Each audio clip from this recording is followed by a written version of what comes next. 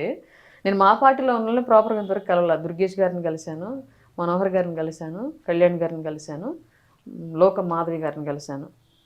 రీసెంట్గా party apps కాడికి అట్లా వచ్చినప్పుడు మిగతా నాయకులను కలిశాను తప్ప ఎవరిని ఇప్పటి వరకు పర్సనల్గా వెళ్ళి కూడా కలవలేదు. నా మెయిన్ ఫోకస్ ఏముంటుందంటే పార్టీ గెలవడం కోసం మామూలు కొట్లాడదు. నాకు తెలుసు 2 ఏళ్ళు ఏమో అసలు ఇంట్లోనే లేకుండా కొట్లాడా. టీవీ మీడియాలో కానివ్వండి, పర్సనల్ వీడియోస్ ద్వారా కానివ్వండి, యూట్యూబ్లో కానివ్వండి, సోషల్ మీడియాలో అవ్వనివ్వండి, లేదంటే బహిరంగ సభలు అవ్వనివ్వండి, రోడ్ షోలు అవ్వనివ్వండి, స్టేట్లో నేను తిరగని జిల్లా లేదు. ఎక్కడ అవకాశం దొరికితే అక్కడికి వెళ్ళి నేను చేయగలిగింది నేను చేశాను. అసలు 2 ఏళ్ళు ఫెస్టివల్స్ కానీ సండేస్ కానీ ఏ సందర్భంలో మా పిల్లలతో లేను. నేను బయటే ఉన్నా, పార్టీ కార్యక్రమాల్లోనే ఉన్నా. ఇంక ఇప్పుడు రిలాక్స్ అయ్యా కొంచెం. ఎందుకంటే ఈ టైం ఫ్యామిలీకి కొంచెం ఇవ్వాలి ఫస్ట్ది, రెండోది బతుకు తెరువు చూసుకోవాలి ఏదో ఒకటి. ఇప్పుడు కూడా అగ్రెసివ్ మోడ్లో వెళితే బతుకు తెరువు కష్టం అయిపోద్ది. 2 సంవత్సరాలు మా ఆయన ఒక్కడు భరించాడు, ఒక్కడి సంపాదన మీద. ఇప్పుడు కూడా అదే మోడ్లో వెళ్ళడానికి ఎక్కువ రోజులు ఆయన శక్తి సరిపోకపోవచ్చు ఫ్యామిలీని పోషించడానికి, వేరే ఆదాయం లేదు. సో డెఫినెట్గా పాజిటివ్గా మంచి అని చెప్పుకునే మార్గంలోనే వెళ్ళాలి. అట్లాగే ₹1 సంపాదించుకోవాలి, నా ఆర్థిక పరిస్థితులను మార్చుకోవాలి. డెఫినెట్గా 29కి నేను పోటీ చేస్తాను అని పవన్ కళ్యాణ్ గారిని అడిగే స్థాయిలో నేను ఉండాలి. ఇదే నా ఎజెండా. అంటే ఇప్పుడు మీ పొలిటికల్ డ్రీమ్ ఎమ్మెల్యేగా పోటీ చేయాలి 29కి కళ్యాణ్ గారి తరపున ఆయన రిప్రజెంటేటివ్గా ఏదో ఒక నియోజకవర్గంలో నేను ఉండాలి. ఇస్తారన్న నమ్మకం ఉందా మీకు? చూద్దాం సార్. నమ్మకం అంటే చెప్పలేం. అంటే రాజకీయాలు ఎప్పుడు ఎలా మారితే మనకు తెలియదు. మొన్నటి వరకు చాలా మందికి మా ఆయన మాట ఇచ్చాడు కొంతమందికి ఇస్తానని చెప్పేసి. బట్ ఆ టైంలో పరిస్థితులు సహకరించి ఇవ్వలేకపోయారు ఆయన. అట్లాంటి పరిస్థితులను భవిష్యత్తులో నా విషయంలో కూడా రావచ్చేమో. ముందుగానే నేను ఎందుకు ఫిక్స్ అవ్వాలి, దాన్ని మళ్ళీ ఆయన మీద నెగిటివ్గా ఎందుకు రుద్దాలి, నేను పార్టీకి భారం ఎందుకు అవ్వాలి? అట్లాంటివి ఏం జరగవు. కళ్యాణ్ గారు ఏది చెప్తే అది. బట్ నా ఆస్పిరేషన్ అయితే చెప్తున్నాను కళ్యాణ్ గారికి అంతే. నేను 29కి పోటీ చేస్తాను, మీరు ఏ నియోజకవర్గాలు నిలబడమంటారు కదా నాకు ముందు చెప్తే నేను వర్క్ చేసుకుంటాను. ఇవి 2 అంతే. అంటే ఓకే, కుదరకపోయినా ఓకే, మీ వెనకాల నడవడం నాకు ఎట్లాంటి ఇబ్బంది లేదు. నాకు ఇస్తా అన్నావు కదా, నేను చేసుకున్నాను కదా, నాకు ఎందుకు ఇవ్వవు నువ్వు, అదే నథింగ్. ఆ వర్డ్స్ నా నోటి నుంచి కళ్యాణ్ గారి గురించి ఎప్పుడు వినరు. మేడం, సోషల్ మీడియాలో మీరు చూసారో లేదో, ఇది ఒకటి ట్రోలింగ్ అవుతుంది.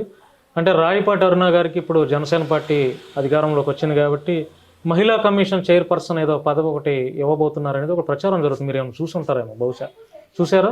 మీ నోటీస్కి ఏమైనా వచ్చిందా ఈ పదవి గురించి? కామెంట్లు పెడుతున్నారు సార్, దానికి సంబంధించి ఎలాంటి చర్చలు సంప్రదింపులు ఏమీ లేవు. అంటే ఇట్లా మహిళా కమిషన్ చైర్పర్సన్ తీసుకోవాలని అడగలేదు. మరి ఈ ప్రపోజల్ అంటే మీరు విన్నారా కనీసం ఇట్లా సోషల్ మీడియా? సేమ్ ఇది మీరు అన్నట్టుగానే ఈ వీడియోల కింద పోస్టులు వాళ్ళు వీళ్ళు మాట్లాడడం తప్ప నేను అడగలే. ఈవెన్ నన్ను ప్రొఫైల్ అడిగారు, నామినేటెడ్కి ప్రొఫైల్స్ అన్నారు. ప్రొఫైల్స్లో కూడా నేను మహిళా కమిషన్ చైర్పర్సన్ పెట్టలేదు.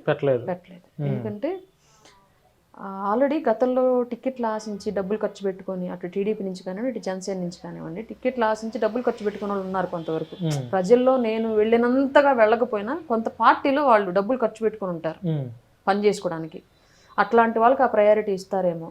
నేను ఎందుకు అడగాలి దాని గురించి, మళ్ళీ నేను నెగిటివ్ ఎందుకు అవ్వాలి? ఒకవేళ ఆ పదవి కాకపోయినా మీకు ఇవ్వాలనుకుంటే, ఒకవేళ అంటే మీరు పెట్టిన ప్రపోజల్ ఏంటి, నాకు ఈ పదవి కావాలి అని చెప్పి? అవి లేదండి, అట్లా ఏ పదవి ఇచ్చినా తీసుకుంటారా? ఓకే, బట్ నన్ను అడిగితే నేను ఒక 5 నోటీస్ చేసి పెట్టాను. అందులో ఎస్పెషల్లీ 2 నాకు ఇంట్రెస్ట్ ఉన్నాయి పర్టికులర్ గా. వద్దులేండి, ఇప్పుడేం అవసరం. రేపు పొద్దున మళ్ళీ దాని గురించి ఎవరో పోటీలు పడి గొడవలు అయిపోతాయి అనవసరంగా. ఎవరికి ఇవ్వాలనుకుంటే అది అధిష్టానం నిర్ణయించింది. ఇప్పుడు మనం ఏమి ముందుగానే దాని గురించి ట్యాగ్ లైన్ వేయాల్సిన అవసరం లేదు. నేను ఒక 5 పొజిషన్స్ పెట్టాను. 5లో ఆయన ఏది ఇచ్చినా ఓకే. ఈ 5 ఇవ్వలేకపోతున్నాను, ఇది ఇస్తున్నాను, 6వది ఎక్స్ట్రా వేరేది తీసుకోన్నా ఓకే. బట్ ఏది ఇచ్చినా నేను అది అరుణకి మనం ఇది ఇవ్వడం మూలంగా అరుణ మార్క్ ఏంటో చూపించింది, మన సత్తా ఏంటో చూపించింది అనేలాగా చేస్తానే తప్ప దాన్ని హోదాగా తీసుకోలేదు. నా వల్ల కాదు. అధికార ప్రతినిధి అంటే ఓన్లీ మీడియాకే పరిమితం యాక్చువల్గా. బట్ ఈ 3.5 ఏళ్లలో నేను ఏ రోజు మీడియాకి మాత్రమే పరిమితం అనుకుని పనిచేయాలి. మొత్తం రాష్ట్రం మొత్తం తిరిగారా? ఎక్కడ గ్యాప్ ఉంటే అక్కడ పనిచేసా అంతే. ఇంటింటి ప్రచారానికి వెళ్ళానా, వీధి ప్రోగ్రాంలకు వెళ్ళానా, కుల సమీకరణాల మీటింగులకి వెళ్ళానా, కాలేజీలో యూత్ని మొబిలైజ్ చేయడానికి కాలేజ్ పర్మిషన్స్ తీసుకొని పనిచేయడానికి వెళ్ళానా, డోర్ టు డోర్ పాంప్లెట్లు పంచానా, బస్ స్టాండ్లో తిరిగి పాంప్లెట్లు పంచానా, బహిరంగ సభలకు వెళ్ళానా, అసలు 1-2 అని లేదండి. నన్ను ఈ పని చేయలేదు ఈ అమ్మాయి అంటానికి లేకుండా చేశాను. పార్టీలో అన్ని రకాలుగా వర్క్ చేశాను. కాన్స్టిట్యున్సీలో మాత్రమే కొంచెం ఇబ్బందులు ఎదురయ్యాయి. కాన్స్టిట్యున్సీలో సరిగ్గా చేయలేకపోయాను కానీ ప్రాపర్గా స్థానికంగా ఉన్నటువంటి ఇంటర్నల్ గొడవల వల్ల. బయట మాత్రం అందరూ వాళ్ళ ఆహ్వానం మేరకు వాళ్ళు కూడా నన్ను అంతే స్థాయిలో ఆదరించి, అరుణ వస్తే జనాలు వస్తారు, అరుణ చెప్తే 4 వింటారు, న్యూట్రల్స్ 4 మారుతారనేటువంటి ఒక మార్క్ని అయితే నేను క్రియేట్ చేసుకున్నాను. దానివల్ల పనిచేశాను కాబట్టి చూద్దాం ఆయన ఏమి ఇస్తారో నాకు తెలియదు. ఇవ్వకపోయినా సరే నేను దాని గురించి పట్టించుకోనండి. నాకు ఏదైనా బ్రతుకు తెరువు ఒకటి కొంచెం పర్మనెంట్గా నెలకింత నా కుటుంబానికి ఆదాయం వచ్చేలాగా బ్రతుకు తెరువు చూసుకోవాలని మెయిన్ ఆ ఫోకస్లో ఉన్నాను నేను. పదవి అనేది నాతో ఏదైనా పని ఇంకోటి ఇప్పుడు ఆల్రెడీ అధికార ప్రతినిధిగా చేస్తున్నది, ఇంకో బాధ్యత నాకు అప్పచెప్పాలనుకుంటే పార్టీ అప్పచెప్పిద్ది. అది గవర్నమెంట్కి చేసేదా పార్టీకి చేసేదా అని వాళ్ళ ఇష్టం, నాకు సంబంధం లేదు. మేడం ఇప్పుడు రాష్ట్రంలో ఒక 2 రోజుల నుంచి ఒక న్యూస్ వైరల్ అవుతుంది, అదే ఎంపీ విజయసాయిరెడ్డి, చూసారా మేడం? చూసానులే సార్. అంటే దాని మీద మీ కామెంట్ ఏంటి? పర్సనల్ ఇష్యూస్ అవి యాక్చువల్గా మనకు సంబంధం లేదు. కాకపోతే ఏంటంటే నువ్వు ఏది ఇస్తావో అదే తిరిగి వచ్చింది నీకు. నువ్వు రాళ్ళు వేస్తే రాళ్లే వస్తాయి, పువ్వులు వేస్తే పువ్వులే వస్తాయి. నువ్వు గతంలో వైసీపీ ప్రభుత్వం అధికారంలో ఉన్నప్పుడు ఆపోజిట్ పార్టీ నాయకుల యొక్క వ్యక్తిగత జీవితాలను తీసుకొచ్చి బజాట్లో పెట్టింది కాబట్టి ఇవాళ వాళ్ళ వ్యక్తిగత జీవితం కూడా బజాట్లోకి వచ్చింది. కర్మ హిట్ బ్యాక్ అని, అంతే తప్ప మనం డిస్కషన్ చేసుకోవాల్సిన అవసరం లేదు. ఎందుకని మేడం అంతా వైసీపీలో ఉన్న వాళ్ళే ఈ రకమైనటువంటి అక్రమ సంబంధాలు ఒక్కొక్కళ్ళు బయటకు వస్తున్నారు ఎందుకని? అంటే ఏ పార్టీలో, అంటే మిగతా పార్టీలో ఉన్నాయో లేదో నాకైతే తెలియదు, కానీ ఈ పార్టీలో గోరంట్ల మాధవ్ కావచ్చు, అవంతి శ్రీనివాస్ కావచ్చు, అంబటి రాంబాబు కావచ్చు, ఇప్పుడు రీసెంట్గా అయినా అధికార విచ్చలవిడతాను అంటారు, ఐడియా ఉందా? అది వాళ్ళు చేసింది. ఇప్పుడు చేసే తప్పు కూడా మేము అధికారంలో ఉన్నాము ఏమైద్దిలే మాకన్నా విచ్చలవిడితో చేసుకున్నారు. అన్ని సందర్భాలు ఒకలా ఉండవు ఎవరికి కూడా, అన్ని రోజులు ఒకలా ఉండవు ఎవరికి కూడా. ఇవాళ పడ్డోళ్ళు రేపు పైన ఉంటారు, ఇవాళ పైన వాళ్ళు రేపు కింద పడతారు. వైసీపీ పైన ఉన్నప్పుడు కన్ను మిన్ను కానకుండా చేసింది ఏ విషయం అయినా సరే, దానికి పర్యవసానమే ఇవాళ ఈ పరిస్థితి. ఒక ఎంపీ స్థాయిలో ఉండి అట్లాంటి కాల్స్ మాట్లాడడం, అతను పర్సనల్గా ఎవరైనా రిలేషన్ ఉంటే పర్సనల్గా మీట్ అవ్వచ్చు, పర్సనల్గా మాట్లాడుకోవచ్చు. అయ్యి నథింగ్, ఎవరి పర్సనల్ లైఫ్ వాళ్ళు మేము ఇన్వాల్వ్ అవ్వం, మాకు సంబంధం లేదు. రాజకీయాలకి వ్యక్తిగత జీవితానికి సంబంధం లేదు. మేము ఈ నినాదం 100%. కానీ ఇది వైసీపీ వాళ్ళు ఇది రాజకీయ కోణంలో కుట్ర చేశారు. ఆమెకు ఆల్రెడీ 2వ భర్త ఉన్నాడని చెప్పి ఆ ఫొటోస్ కూడా ఈరోజు సోషల్ మీడియాలో పోస్ట్ చేశారు. ఈరోజు చాలామంది పోస్ట్ చేశారు. ఇది కావాలని, అంటే వేరే వాళ్ళతో అయినా పోనీ అంటగట్టొచ్చామో కానీ ఆయన పెద్ద ఆయన వయసు ఏంటి, ఈమె వయసు ఏంటి, ఆయన చూస్తేనేమో 70కి రీచ్ అవుతున్నారు, ఈమెమో ఒక 38, 39 ఏజ్లో ఉంది, ఎలా ఇది సాధ్యం అవుతుందని ఒక సోషల్ మీడియాలో ఒకటే పోస్టులు అయితే పెడుతున్నారండి. ఒక రాంబాబు వయసు ఎంత ఉండిద్దండి? 60 ఉండొచ్చు. అవంతి శ్రీనివాస్ వయసు ఎంత ఉండిద్ది? 60 ఉండొచ్చు. మరి వాళ్ళిద్దరు చేసి మనం కళ్ళారా చూసాం కదండి. మరి ఇప్పుడు విజయసాయి రెడ్డి నాకు 60 ఉన్నాయంటే వయసు అక్కడ క్యాలిక్యులేషన్ కాదని వాళ్ళిద్దరి విషయంలో అర్థమైపోయింది కదా. ఆయన వ్యక్తిగత జీవితం మనకు సంబంధం లేదు, నిజంగానే జరిగిందా లేదని మనకు సంబంధం లేదు. ఆ అమ్మాయి భర్త బయటకు వచ్చి నాకు లీగల్గా నాకు దీని నుంచి క్లారిటీ కావాలి, ఆ బాబు నా బాబా కాదా అన్నది అనేది అడిగాడు. నిజంగానే నీవేం తప్పు చెయ్యకపోతే అతను కోర్టు కేసాడు కదా, పోయి ఆ టెస్టులు చేయించేసుకుని రిపోర్ట్ పడేసి అతని మొహాన, తర్వాత అతనే సారీ చెప్తా అన్నాడు. అతనే సారీ చెప్పి బయటికి వెళ్ళిపోతా అన్నాడు.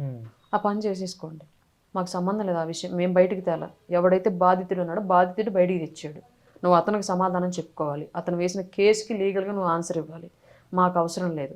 ఇవాళ మేము మాట్లాడాల్సిన పరిస్థితి ఎందుకు వచ్చిందంటే నువ్వు గతంలో మా జీవితాలను తీసుకొచ్చి బడ్జెట్లో పెట్టి మాట్లాడాలని ప్రయత్నం చేసావు. ఆటోమేటిక్గా అప్పుడు నువ్వు మాట్లాడించిన మీడియా ఇప్పుడు మాతో కూడా మాట్లాడిస్తుంది, అంతే. మేము మాట్లాడట్లా. ఎన్డీఏ కూటమిలో ఉన్నటువంటి ఏ పార్టీకి విజయసాయి రెడ్డి గారి యొక్క వ్యక్తిగత జీవితం, లేదంటే ఆ అమ్మాయి ఎవరు శాంతి అని ఉన్న అమ్మాయి వ్యక్తిగత జీవితం మాకెవరికి అవసరం లేదు. ఆడపిల్లలు సహజంగా సొసైటీలో ఉంటే ఎట్లాంటి వేధింపులు ఉంటాయో మాకు తెలుసు.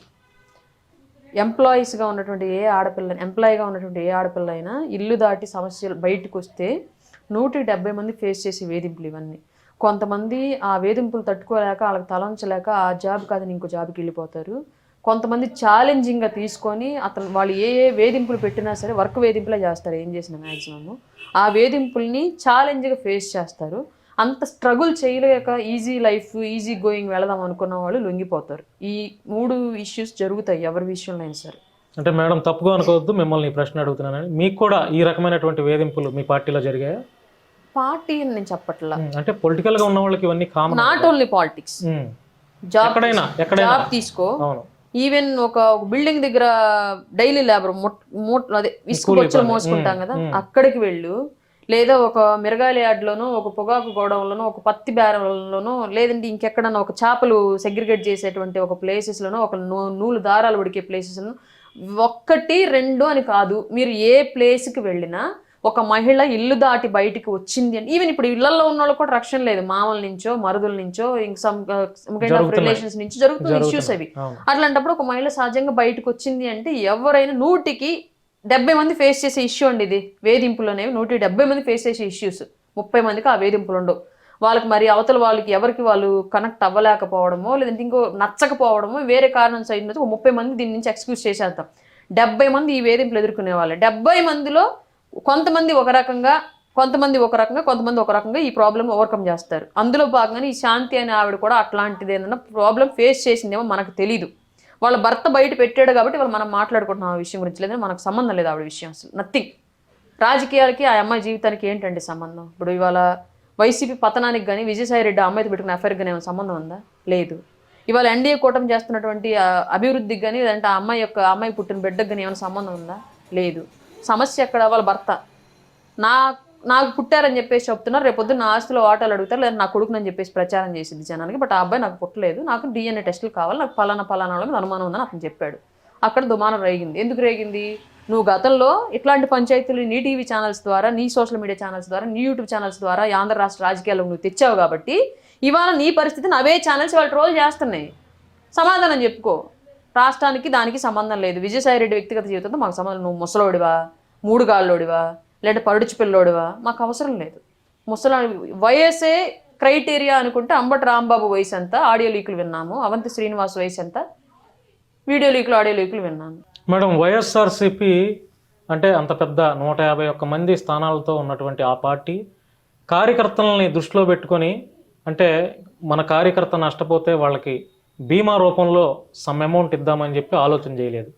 At the same time Telugu Desam party కూడా, అన్ని సంవత్సరాల చరిత్ర కలిగినటువంటి తెలుగుదేశం పార్టీ కూడా మా పార్టీ కోసం, మన పార్టీ కోసం కష్టపడుతున్న కార్యకర్తలకి వారిని ఉద్దేశించి వారికి ఏదైనా జరిగితే బీమా రూపంలో మన పార్టీ నుంచి ఇంత ఆర్థిక భరోసా ఇద్దామని వాళ్ళు కూడా ఆలోచన చేయలేదు. అంటే జనసేన పార్టీ అతి తక్కువ కాలంలోనే ఎంతోమందికి, ఒక కార్యకర్తకి, జెండా పట్టుకున్నటువంటి కార్యకర్తకి బీమా రూపంలో 5 లక్షల రూపాయలు, 1 లక్ష రూపాయలు ఇలా కార్యకర్తలందరిని దృష్టిలో పెట్టుకొని వారికి ఆర్థిక భరోసా కల్పిస్తుంది. అంటే దాని మీద మీ కామెంట్ ఏంటి? అసలు పని చేయించుకోవడానికి మాత్రమే జెండాలు పట్టించే వాళ్ళు కొందరు ఉంటారు. జెండా పట్టుకుని, అంటే అది మంచి ఆలోచన. జెండా పట్టించిన వాళ్ళకి భరోసా ఇవ్వాలి ఖచ్చితంగా. మన జెండా పట్టుకున్నాడు కాబట్టి అతని కుటుంబాన్ని కూడా బాధ్యతగా మనం వ్యవహరించాలనే బాధ్యత పవన్ కళ్యాణ్ గారు. ఆయన ఫస్ట్ నుంచి చెల్లించే గుణం ఎక్కువ, దానం చేసే మనస్తత్వం ఎక్కువ, సహాయం చేసే మనస్తత్వం ఎక్కువ.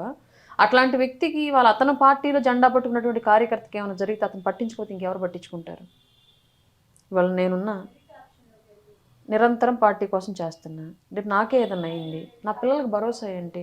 అప్పుడు నా పిల్లలు నా భర్త, నా పిల్లలు నా భర్త అనుకుంటారు. ఉన్నన్ని రోజులు పార్టీ పార్టీ పార్టీ అని చేసి వెళ్ళింది, ఇవాళ మమ్మల్ని వదిలేసి వెళ్ళిపోయింది. ఇంట్లో ఉన్న బాగుండేది, మాకు తోడుగా అండగా ఉండేది, ఏదైనా ₹1 సంపాదించుకునే వాళ్ళం. బట్ ఇవాళ తను ఏం చేయలేకపోయింది, తను వెళ్ళిపోయింది, వాళ్ళ మా పరిస్థితి ఏంటంటే నా పిల్లలు రోడ్డున పడతారు.